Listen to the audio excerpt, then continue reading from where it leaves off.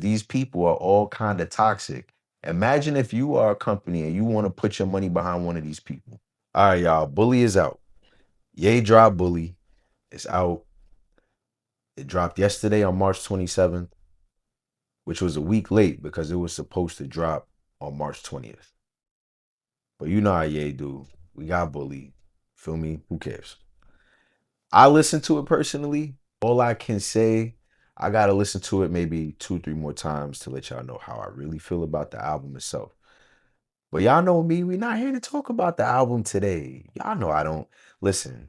You like what you like, I like what I like. You know what I'm saying? I listen to it. It's definitely a lot of old Ye. Definitely a lot of old Ye. He's talking his talk. It has a lot of different sounds. There's a lot of different breaks. Some of the songs sound like 2 songs, sound like 3 songs. You know how Ye do. It's one of those albums. So you got to really listen to it like 2, 3 times. You get past the melody, and then you can hear all the lyrics, and then you got to piece together what he's saying. It's going to take people some time. So I'm really not trusting anybody's takes on it that I'm hearing today. I'm going to give everybody some time. But we're not here to talk about the album. What I'm here to talk about today is how this album came about and some of the weird things I noticed behind it. Now, when I say weird, I'm not talking about weird in a bad way. I'm not saying weird as in somebody's doing something bad. I'm just saying I like to look at the things that y'all maybe missed or y'all not seeing right away. So first, we're gonna talk about how this album even came about. Because there was a point in time where Kanye, Ye, was toxic.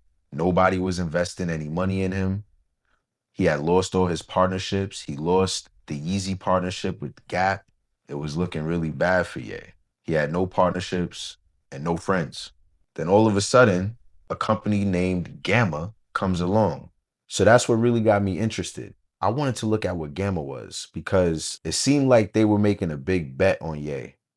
And I was wondering where they came from and why they would do that. So I started looking into Gamma, and what I found out is, yeah, it's a little interesting.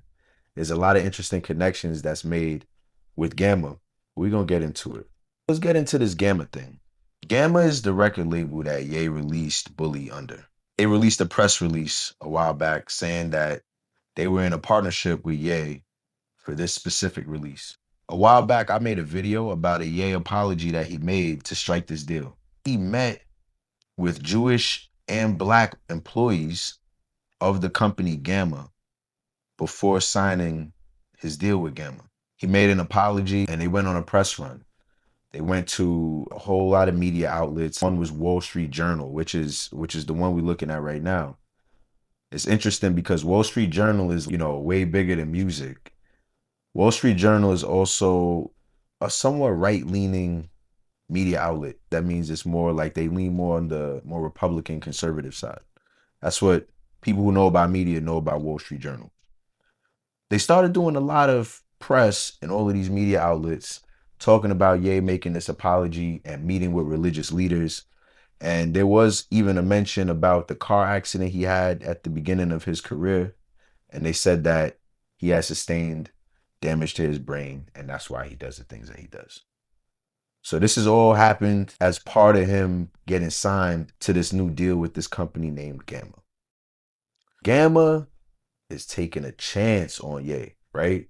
They giving him a shot. And that's interesting because when I looked up Gamma, I started wondering what other artists are signed to Gamma. So I came up with this list. Here we go. We're going to move this over. This list is from the AI, but I did look through all of these artists and I can confirm that these artists were all mentioned in a press release somewhere related to Gamma. This is what y'all coming to watch because anybody can listen to Bully, tell you how they feel about Bully. Oh, I'm doing a music review. But nobody's going to tell you this. I'm going to just go through some scenarios with you and we all going to come to the conclusion together. But y'all got to really listen here. Sexy Red is an interesting artist because back in 2023, she got a lot of heat for saying that she supported Donald Trump. She was even invited to perform at the Crypto Ball and at other events The crypto ball being an event put on by Donald Trump when he was saying he was going to be the crypto president, and he had invited Snoop Dogg and a bunch of other people. She changed her mind in 2024, but people still remembered when she had supported Donald Trump. She said she voted for Kamala Harris, changed her mind. I don't care how you feel about that or which way you think she should have voted, but what you need to remember is that she changed her mind. Let's look at another person on this list. We're going to look at Rick Ross. Rick Ross is another interesting person because I know Rick Ross is into money and capitalism, all that. And Rick Ross, he was another one that was linked with Donald Trump, the Republican Party. He changed his mind too. Eventually, he backed away from all of that. Interesting, right? Hmm. Now let's look at Snoop Dogg. He's another one. Snoop Dogg's been getting a lot of people been talking crazy about Snoop Dogg because they think that he's, you know, they think that he's right leaning or on the other side. Like I said, however you feel about that, I'm not here to pass judgment on these people and how their views are. But I'm just bringing this to y'all attention because I want to show y'all a pattern here. Something's going on here. So I wondered when Snoop Dogg performed for Trump. And it says Snoop Dogg performed at the Crypto Ball, a pre-inauguration event honoring Donald Trump as the first crypto president in January 2025, alongside rapper Soulja Boy and Rick Ross. Huh. Okay. Interesting. Sexy Red performs at Trump's advisor's wedding at Mar-a-Lago. That's what this article here says. So these are all people that have kind of supported Donald Trump in one way or another. I know what y'all are thinking. You probably thinking I'm going full Democrat, full liberal on you or something like that. I'm actually not. What I'm trying to show you is all of these people, they took the money. These people did not care about the message. They took the money. When Sexy Red got offered that money to perform, she took that money. When Snoop Dogg got offered that money to perform, he took that money. It's just the truth. So when I started seeing this pattern, all of these artists are people that, let's just say they change their minds a lot. They go with wherever the money's at. So the reason why I wanted to look at Gamma is because I actually think this is, I can't front, this is an interesting strategy. I feel like they're buying low on people that have a lot of influence, but because of their past decisions, maybe aren't getting as much love as this company thinks they should be getting. They're not getting the investment behind them. They're not getting the money behind them because these people are all kind of toxic.